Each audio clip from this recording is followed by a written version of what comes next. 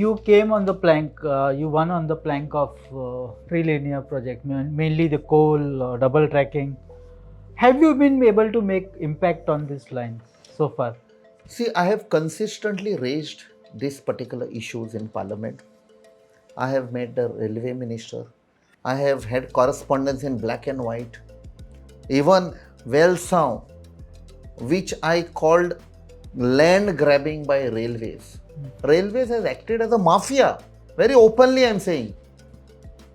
Despite being a citizen of a country and says this railway belongs to me, but I am very sad to say they have grabbed the land of elderly people. सामचे नीज गोंयकारांची पळय property आसा आनी ते केसी कोर्टान आसा.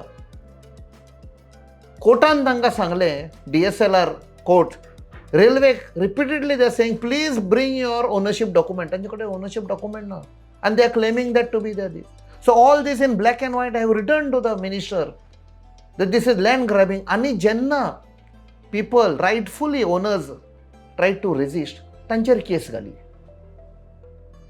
So this is the state acting against its own citizen to help some corporate for their benefit. So this is crony capitalism.